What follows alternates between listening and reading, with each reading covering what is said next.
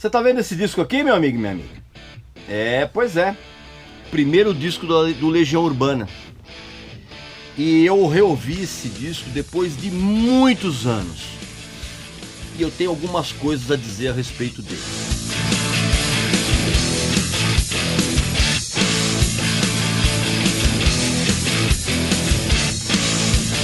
Meu amigo e minha amiga, uma pequena pausa porque eu tenho um negócio sensacional para falar para vocês, que é a novíssima e atualizada edição do Na Estrada com os Ramones. É exatamente uma edição novíssima desse livro espetacular escrito pelo empresário dos Ramones, né? O Monte Melnick, que foi empresário durante 22 anos da banda. Então tem agora essa edição atualizada com um monte de material extra, fotos novas, cartazes, e o mais legal, cara, são as histórias contadas tanto pelo empresário como pelos próprios integrantes da banda, jornalistas, amigos, e as histórias são absolutamente escabrosas. É um livro incrível, cara, que desmistifica todo aquele prazer que as pessoas acham que as bandas têm de estar na estrada. É exatamente o contrário. É um relato muito cru, divertido e triste ao mesmo tempo. E você sabe que aqui você tem privilégios aqui no meu canal. Se você clicar no link abaixo e efetuar a compra desse livro usando o cupom de desconto tradicional aqui, que é Regis Tadeu Indica, você vai ter o melhor desconto da internet, eu garanto. E se você comprar mais livros da editora Belas Letras com o meu cupom de desconto, esse desconto, que já é sensacional, ele fica mais incrível ainda, porque é um desconto progressivo, ou seja, quanto mais livros você comprar, maior é o desconto. Então não perca essa oportunidade de ter esse livro dos Ramones, que é um negócio incrível, incrível, as histórias são inacreditáveis, e essa oportunidade de você adquirir mais livros aí para sua coleção, tá bom? Então, recado tá dado, vamos continuar com o nosso papo. Meu amigo e minha amiga, eu nunca tive, pelo menos até hoje, vontade de fazer um vídeo a respeito do álbum, desse álbum aqui, né? Que marcou a estreia da banda do Renato Russo. Sim, a banda era dele, né? Ponto pacífico. E agora nos últimos dias, né, de 2021, eu selecionei alguns discos que eu não ouvi há muito tempo pra, né, dar uma checada novamente, saber se a minha opinião continuava a mesma. E antes de eu entrar nesse assunto, é claro que você vai fazer a sua inscrição aqui no canal, vai visitar a nossa loja que tem os produtos muito legais, como a camiseta dessa banda incrível aqui, que tem discos ótimos e que não envelheceram com o passar do tempo. E eu na verdade nunca tive muita vontade de fazer um vídeo a respeito disso, porque esse álbum aqui, ele na época que ele foi lançado, em 84, ele não causou nenhum impacto profundo em mim, como causou em milhões de fãs, milhões dos fãs mais chatos da história da música brasileira. É uma coisa impressionante como o fã, esse eterno idiota, o fã do Legião Urbana é um cara tão chato quanto fã de Raul Seixas e fã de Dream Theater. Uma coisa impressionante. E na verdade, eu lembro que esse disco causou sim uma sensação em mim na época, que foi a sensação de dar muitas risadas ao ouvir uma banda de Brasília que se julgava punk, né? E tinha um vocalista auto-intitulado Renato Russo, e que cantava algumas músicas até que razoáveis, só que com um timbre de voz parecidíssimo com o Gerry Adriani. Era um negócio hilário, assim. A primeira vez que eu ouvi esse disco, eu dei muitas risadas. E as minhas impressões iniciais, elas não mudaram muito ao longo dos anos em que o grupo foi lançando outros álbuns, ao mesmo tempo que arrebanhava uma imensa legião, né? Legião de fãs, cada vez mais histéricos e insuportáveis, né? Como até hoje eles são. E eu vi com total tranquilidade que, ao contrário dos Paralamas do Sucesso, por exemplo, que expandiram os seus horizontes musicais até mesmo em uma direção africanizada e caribenha e muito diversificada ritmicamente, o Renato Russo e os seus colegas, cara, eles permaneceram fincados naquelas raízes folk pós-punk, né? Se tornando cada vez mais dependentes, cara, das letras do Renato, né? Que era o letrista e compositor. E foi depois do lançamento desse disco aqui que, de uma certa forma, a gente soube que havia uma turma de Brasília, um rock de Brasília, que na verdade era um amontoado de pretensos punks, que na verdade, com raras exceções, eram uns garotos muito bem de vida. Alguns deles eram filhos de diplomatas, de advogados, de militares, e que tinham a oportunidade de receber discos importados antes que qualquer outro moleque pudesse ouvir. Eram os privilegiados. E é por isso que essa coisa de você ouvir discos que a maioria das pessoas no Brasil aqui desconhecia, é que levou, no caso específico da Legião Urbana, a pegar emprestado algumas ideias dos outros. Todas as bandas daquela época fizeram isso. Mas como o vídeo do Legião Urbana, né? Então o pessoal pegou umas ideias emprestadas, assim. Por exemplo, Soldados, que é uma canção desse disco aqui, ela na verdade ela foi meio que, vamos dizer assim, foi uma espécie de homenagem, né, a Independence Day do Concept Angels.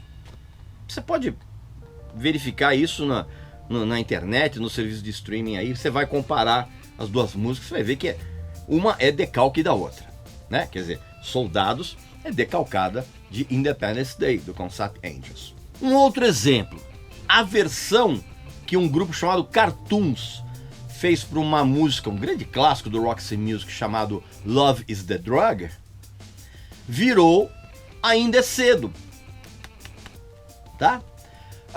Um outro grande clássico dos Stooges, né? A banda do Iggy Pop, Your Pretty Face is Going to Hell, ela na verdade apareceu, sabe onde, cara? Numa faixa desse disco aqui, ó, Tempestade, chamada 16.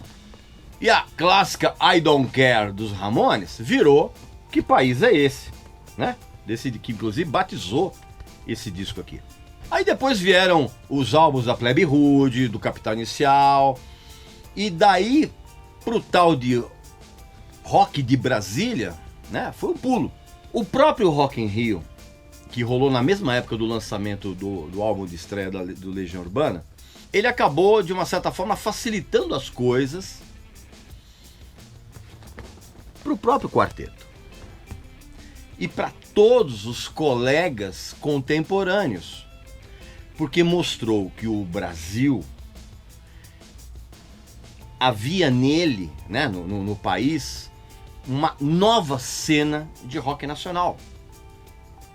Para ajudar ainda mais, nós estávamos vivendo o fim da ditadura militar e as pessoas mais jovens começaram a perder o medo de falar e de agir.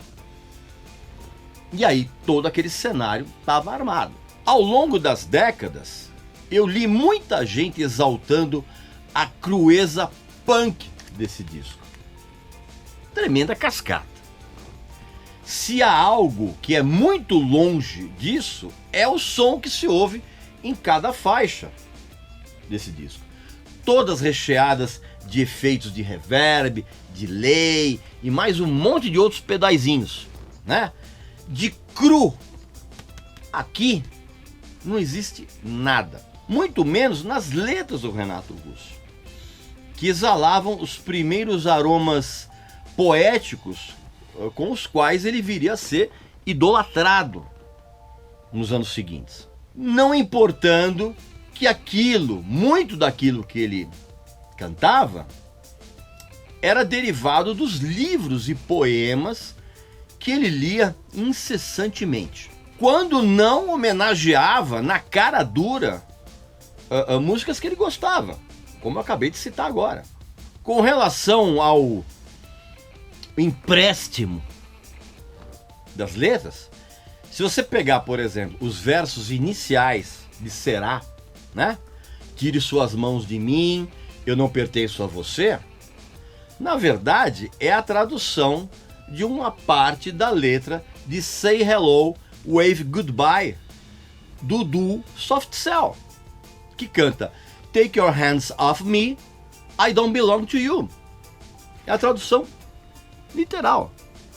Ou ainda quando você pega, por exemplo, uma canção da banda chamada Mais do Mesmo, que tem os versos Ei menino branco, o que é que você faz aqui? Isso é literalmente emprestado, né, de versos de Waiting for the Man, do Velvet Underground, que dizem Hey white boy, what are you doing uptown? Sacou? E no final da letra da mesma música, que diz assim, todos os doentes estão cantando sucessos populares, né? Dessa música do Mais do Mesmo, do Legião Urbana.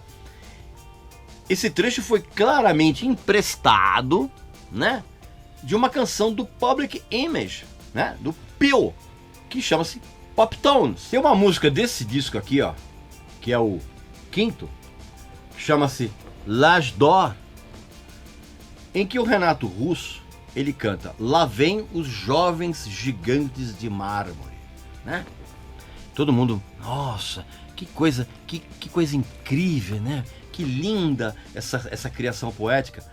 Não era nada, cara. Esse Jovens Gigantes de Mármore, na verdade, era a tradução do nome de uma das bandas que o Renato Russo mais gostava, que era o Young Marble Giants. Sacou?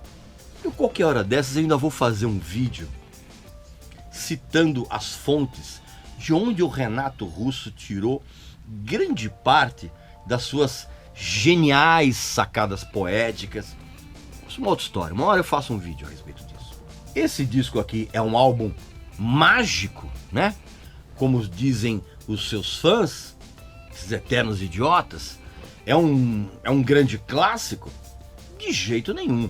Foi um disco importante para o surgimento de uma nova percepção a respeito do rock brasileiro na época, por parte de um público que nunca havia ouvido rock na vida. Oscilando entre um romantismo deprimido e algumas conotações políticas, as letras do Renato eram somente um diferencial em um universo até então recheado de minha gata é demais, minha vida é o rock and roll e outras bobagens juvenis ditas por gente que já passava dos 30 anos de idade na época. Na verdade, todo o som do Legião Urbana passava longe de uma abordagem festiva e alegre da própria New Wave e buscava suas referências, né? Buscava emprestado as referências do pós-punk inglês daquela época. Hoje, ouvindo esse disco, eu tenho que reconhecer que ele ainda é um dos álbuns mais importantes dentro da história do rock nacional nesse contexto. Mas jamais por algum traço de exuberância técnica no manuseio dos instrumentos. Muito pelo contrário. Os integrantes da Legião Urbana eram músicos medíocres, mas que estabeleceram uma conexão direta com o público, principalmente no caso do Renato. E eu confesso que o meu descaso em relação ao legado que o Legião Urbana deixou, depois da morte do Renato Russo, mudou um pouco, né? Quando eu reouvi todos os álbuns, né? Que foram relançados, aqui ó, todos eles, tá vendo?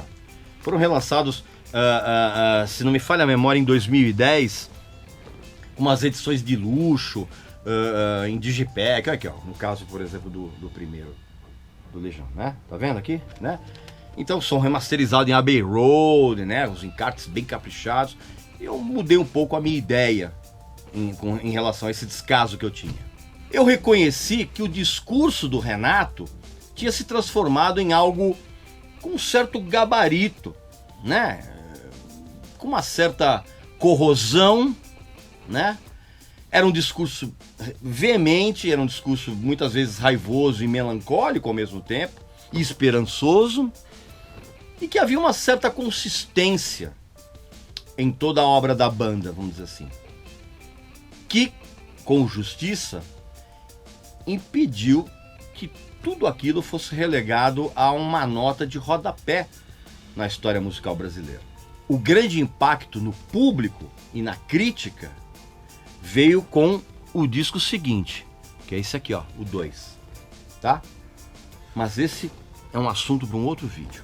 Ok, meu amigo e minha amiga, essa foi então a minha impressão atualizada a respeito do primeiro disco do Legião Urbana, né?